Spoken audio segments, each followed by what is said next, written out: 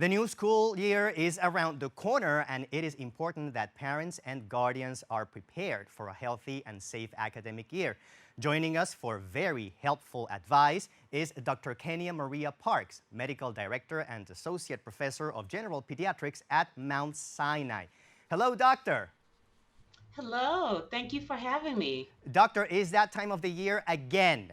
Uh, please share with us some wisdom on how to begin this transition. What can we do as parents, guardians, to switch that mentality from summer and vacation back into academic year routine?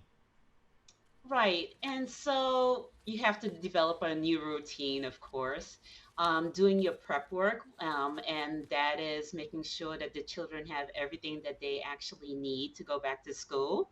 And important, of course, going to the pediatrician or their physician to make sure that they're up to date with their health requirements as far as their physical, their immunizations, and that everything is great as far as from a health standpoint.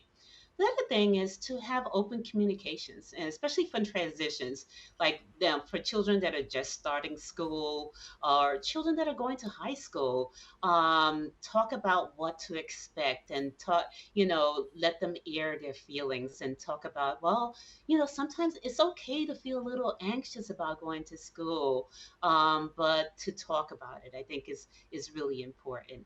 And also, we think about the children, but also parents can feel a little anxious about their children going to school. So it's okay to seek the support of other parents as far as or talk to their pediatrician or as far as things that they should be expecting their children when they do go to school. So, the key point again is communication. Openly talk about things and prepare the child before they go to school. Doctor, it didn't dawn on me until I heard you talk a few seconds ago that the type of conversation you should have actually varies according to the age and the grade school that your kid is at. Like, you don't have a conversation with a pre-K toddler, for lack of a better word, as of with a high schooler. Yes. Yeah, so it's like a different conversation that's going to be had with the different age groups, and depending on their level of development, of course, you're going to have different types of conversations with them. But nonetheless, really talking openly because and understanding that even your adolescent may have some anxiety about going to a high school because it's a totally different arena. So preparing them.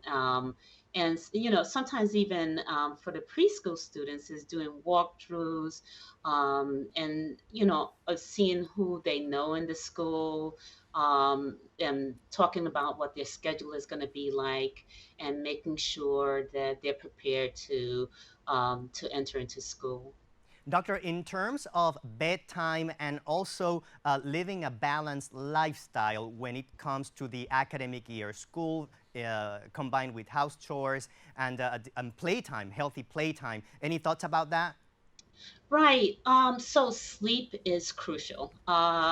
We're on average like about eight, above 8 hours and sometimes 10 hours, depending on the age group. So that's really important. Nutrition is key.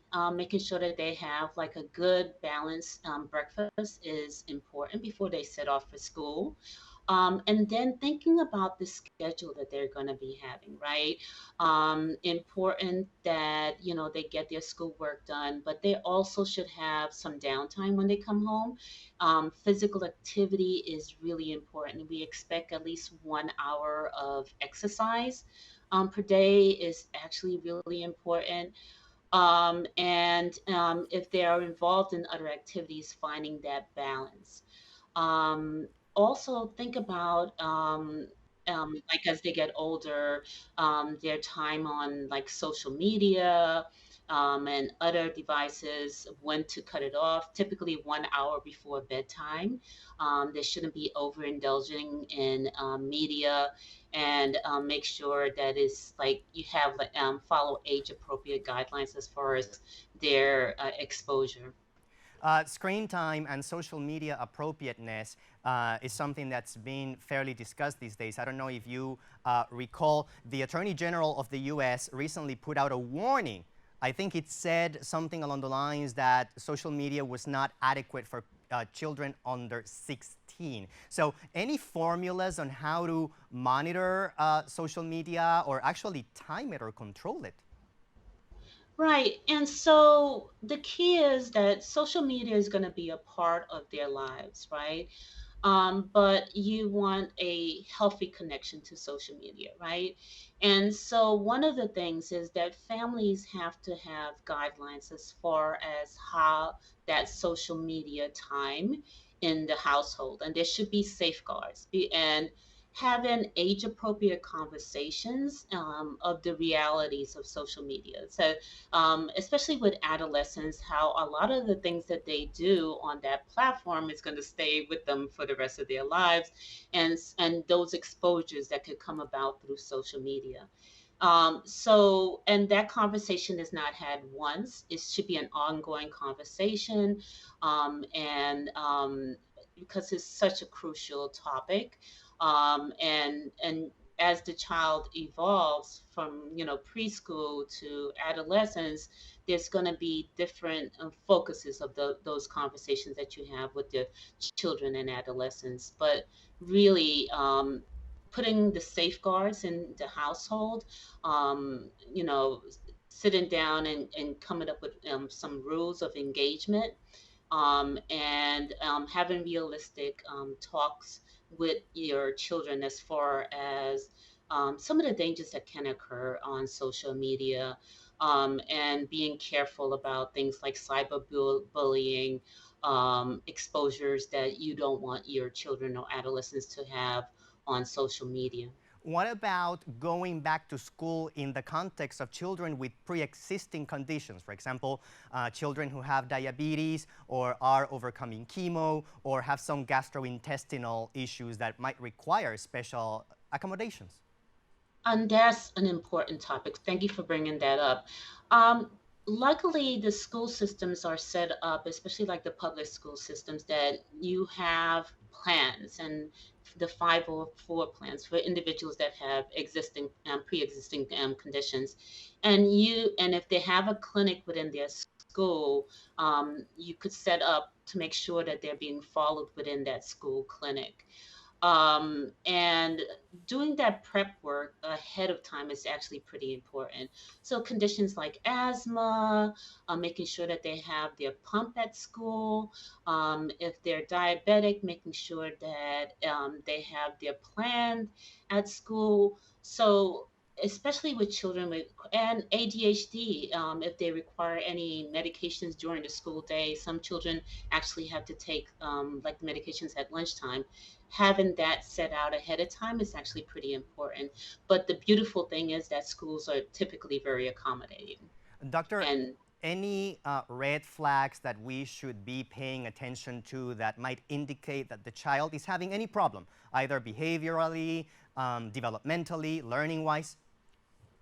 right, so the parents should be involved in the school system once the child starts, right? If they notice that the child is not doing well in school, is not thriving, maybe having school avoidance, those are key red flags that you should not ignore. And most parents know when things are just not going right, and I would not ignore that. As far as like psychological, like depression, sadness, first, make sure that there's no stigma about seeking mental health care in the family. Talk about it openly, but never ignore any red flags that would be like a loss of interest, you know, isolation, overt sadness, prolonged beyond 2 weeks. Um, those are signs that I would implore that parents don't ignore. Bring it up to your pediatrician, if there's like a psychologist or any mental health worker. Those are like red flags that is really important to get care for, and follow up on that. Going back to the parents, doctor, any advice on how to handle their own anxiety and avoid the dangers of overparenting and actually handicapping the independence of the child? Right. And having a good relationship with your pediatrician is also key. And you could talk about like the anxiety that you're having. If it's, if it's beyond a certain point, that anxiety about the child going to school, the parent may want to seek help with a therapist and to get at the root of why there's so much like anxiety, that separation of the child.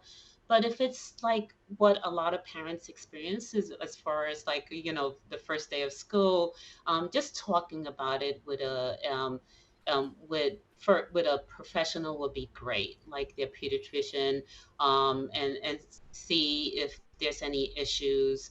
And but if it's goes beyond that certain point, definitely seek help and seek some kind of support to discuss any issues around like that, depending on the level of anxiety. Thank you so much, Dr. Kenia Maria Parks, for this information. And for Well, more, thank you for having me. of course, a pleasure to meet you. For more information, visit mountsinai.org. After the break, stay tuned because we are joined by writer, producer, and podcaster Elia Powers, who will tell us about his new book, Performing the News, in which he takes a deep look into diversity, representation, and inclusivity in TV and radio news.